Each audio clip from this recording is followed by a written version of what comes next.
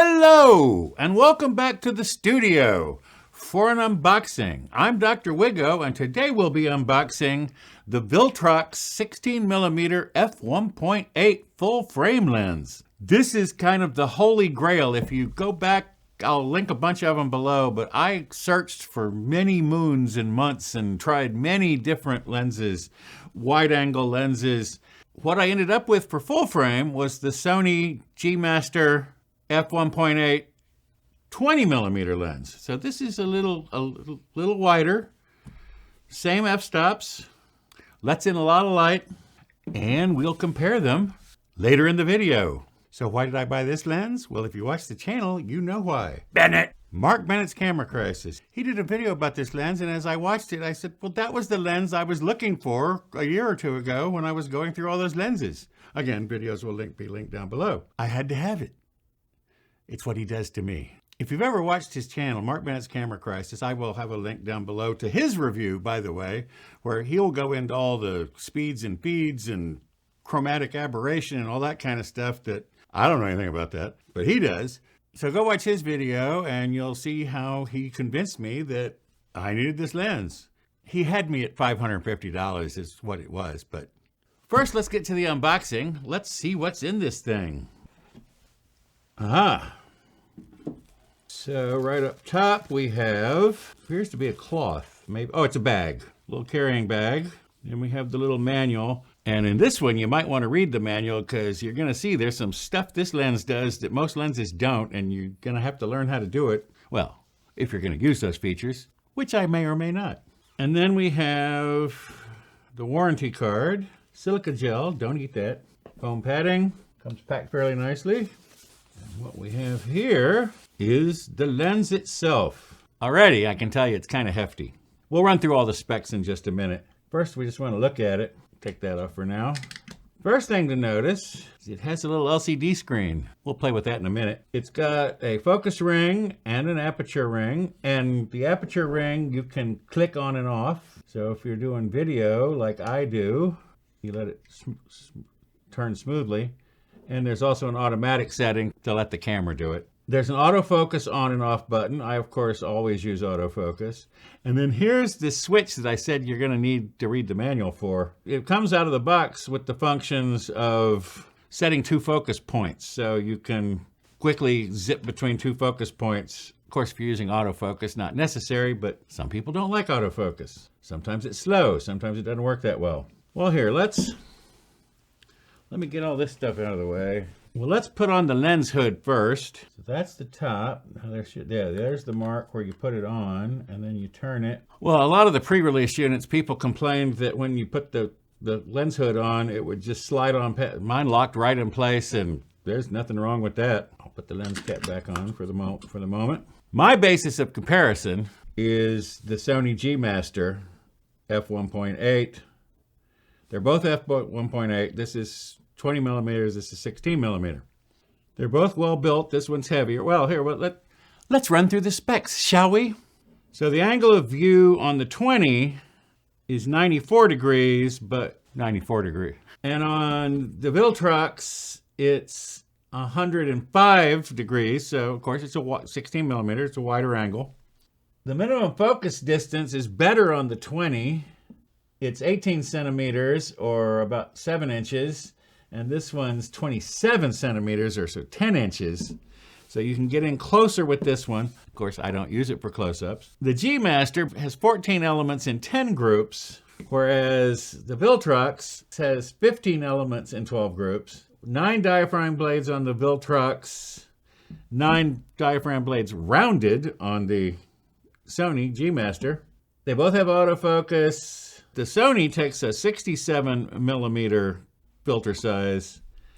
This takes a 77 millimeter filter size.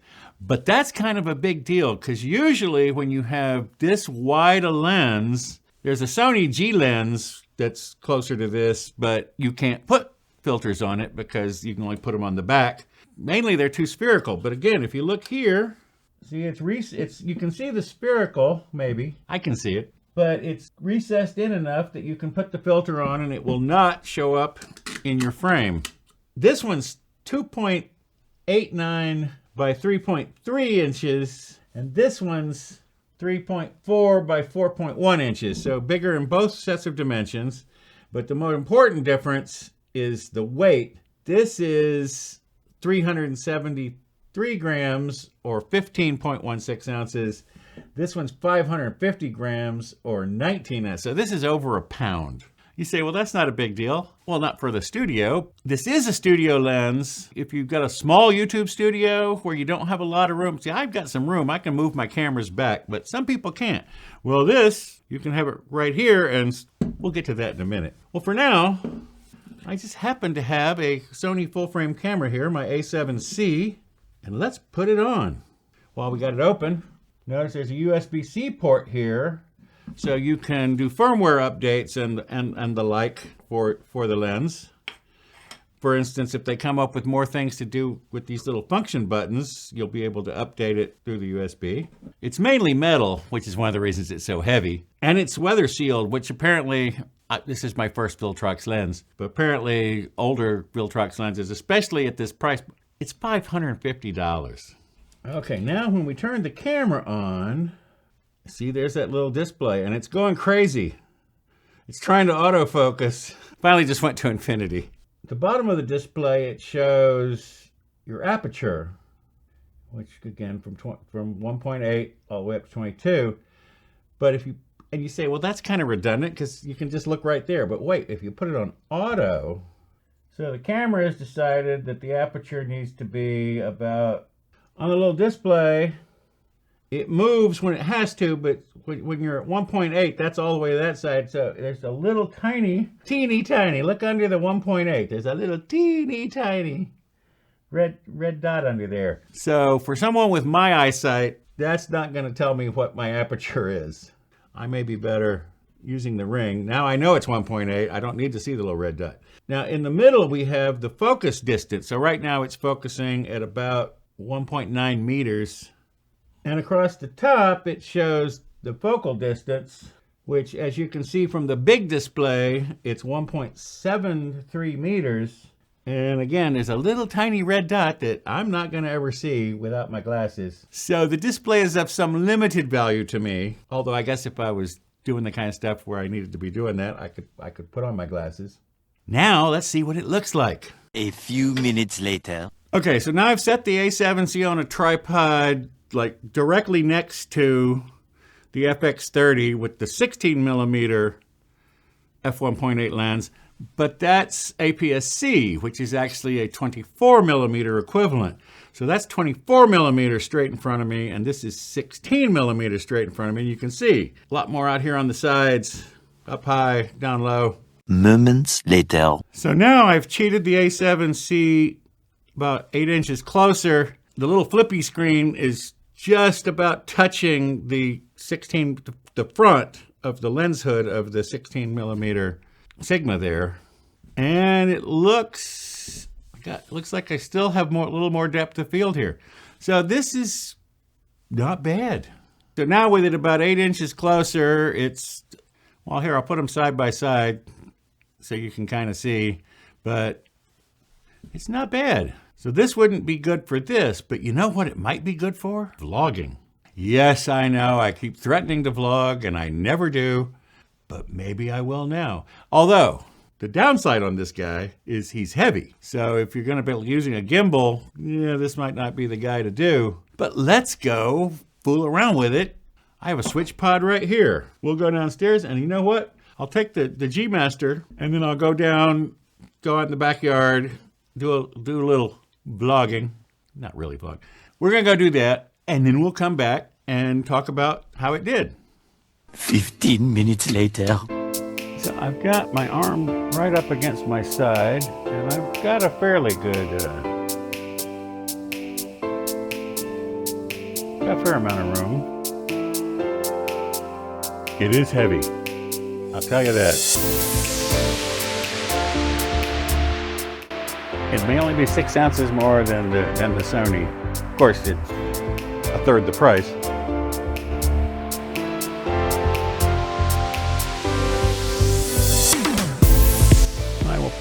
Now I'm holding my arm out, pulling it back in.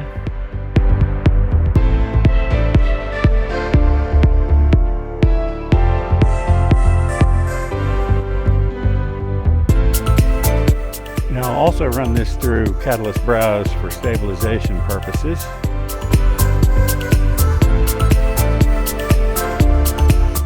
See how that does. Now this is the Sony G Master.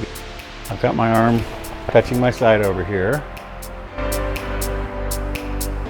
holding it straight out, and I'll do a similar walk.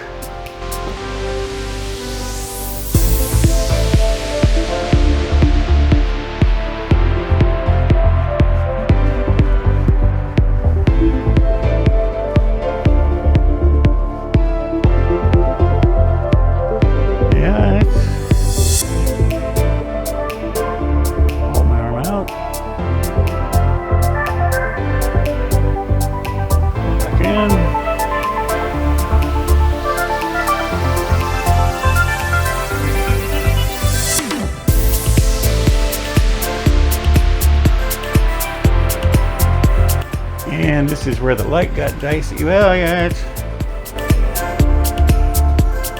it's working. 20 minutes later. I'm back in the studio, and I cheated. I went down to my computer after I shot the stuff that you just saw, and I stabilized it through Catalyst Browse and realized I was cutting off the top of my head in several of the... It was a quick and dirty test, and it works, but it is heavy. So after looking at the footage from downstairs, it's a decent vlogging lens except for the weight. The weight's going to be a problem. Well, that's my unboxing and setup and tryout of my new Viltrox 16mm F1.8, which is fantastic. I'm happy with the lens. I'm not sure how much use I'm going to get out of it right now, but down the road, literally, because when I go vlogging, I'm going to hit the road. That's kind of the whole point. I need to eat my way across America while I still can eat a lot because I'm getting old and, it gets hard to digest. That is the Viltrox 16mm F1.8 lens. It's a great lens. For $550, it's an amazing lens. And I love the little display. I like everything about this lens, especially the price. Anyway, that's it for this week. Don't know what I'm doing next week. It's going to be a surprise. Thanks for stopping by. Bye-bye. Still waving. Just can't stop waving. Thanks for watching to the end of the video. Bye-bye.